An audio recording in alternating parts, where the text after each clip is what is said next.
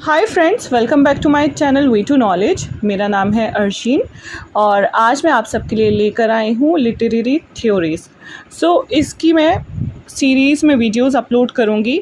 सबसे पहले जो मैं आपके लिए लेकर आई हूँ वो है formalism and new criticism.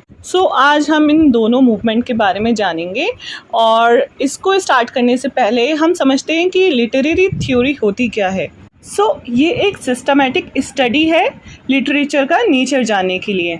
In literary theories की वजह से ही हम जो ऑथर है और उसने जो वर्क लिखा है उसके बीच का रिलेशनशिप समझ सकते हैं। Close reading and contextual insights की वजह से ही जो रीडर्स एंड क्रिटिक्स हैं वो एक लिटरेचर के वर्क को लेकर के अपनी एक बेहतर राय बना सकते हैं, उसको बहुत अच्छे से समझ सकते हैं। चलिए अब जानते हैं कि लिटरेरी थ्योरीज़ हैं कौन कौन सी।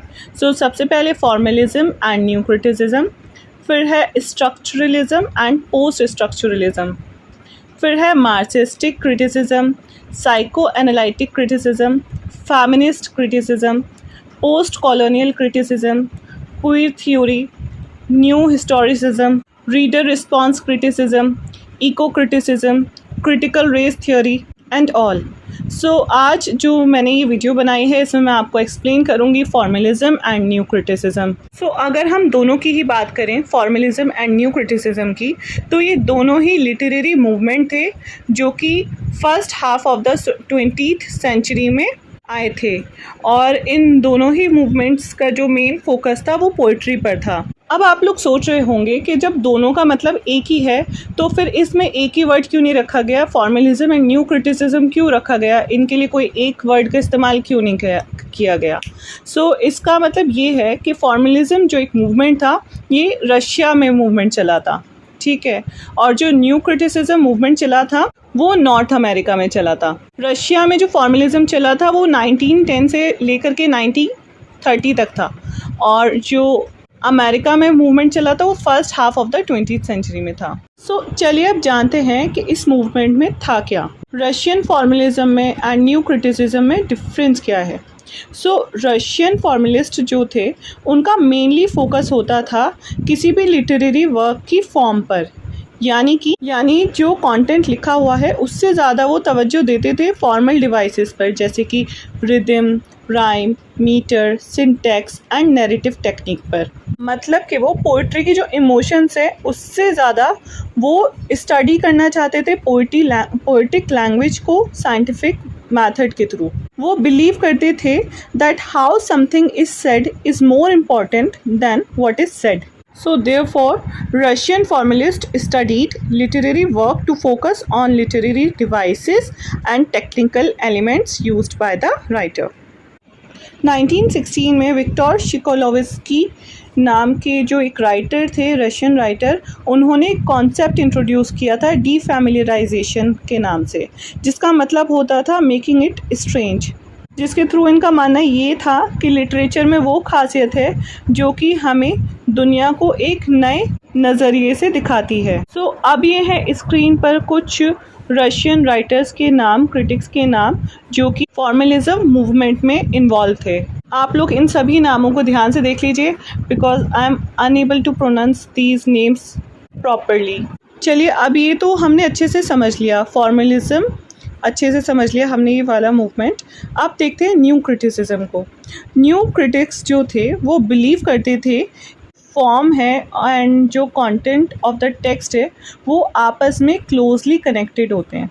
जैसे कि रशियन राइटर्स थे फॉर्मेलिज्म के, वो मानते थे कि उसको सिर्फ एक साइंटिफिक स्टडी करना है, मतलब कंटेंट से ज़्यादा किस तरह लिखा गया उस पर ध्यान देना है। लेकिन जो न्यू क्रिटिक्स थे वो बिलीव करते थे कि हमें कंटेंट पे भी फोकस करना है और जो भी उसमें फॉर्म यूज़ हुई उस पर भी फोकस करना है। मतलब ये दोनों आपस में कनेक्टेड होते हैं।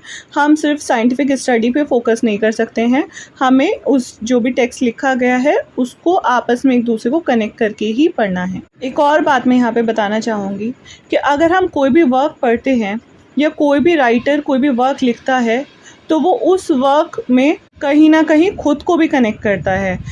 उसने जितने भी वर्क लिख दिए, कहीं ना कहीं वो अपने आप को उस वर्क में इमेजिन कर ही लेता है। कोई भी हम वर्क पढ़ेंगे अगर, तो उस वर्क के थ्रू हमें जो भी राइटर था उसकी लाइफ के बारे में भी थोड़ा बहुत जानने को मिल जाता है। लेकिन ये जो मूवमेंट चला था, इसमें जो मेनली फोकस था वो राइटर के ऊपर बिल्कुल भी नहीं था। वो सिर्फ टेक्स्ट के ऊपर था कि टेक्स्ट जो भी लिखा गया है और किस तरह से डिवाइसेस उसमें यूज़ की गई हैं, उस पे फोकस था। मतलब बिल्कुल भी जो आउटसाइडर्स थिंग्स होती हैं कि हम कनेक्ट करने की कोशिश करें उसको, उसका बैकग्राउंड जाने कि जो वर्क था उस टाइम पे क्या बैकग्राउंड चल रहा था, हिस्टोरिकल बैकग्राउंड क्या चल रहा था, या फिर राइटर के मन में क्या चल रहा था जो उसने ऐसा वर्क लिखा, बिल्कुल भी नहीं। वो सिर्फ कंटेंट और उसमें जो भी डिवाइसेस यूज़ की गई हैं उसी पे मेन फोकस होता था। According to new critics, the structure and meaning of the text are closely connected and can not be analysed separate. चलिए अब जानते हैं इस मूवमेंट के कुछ फेमस क्रिटिक्स एंड राइटर्स के बारे में।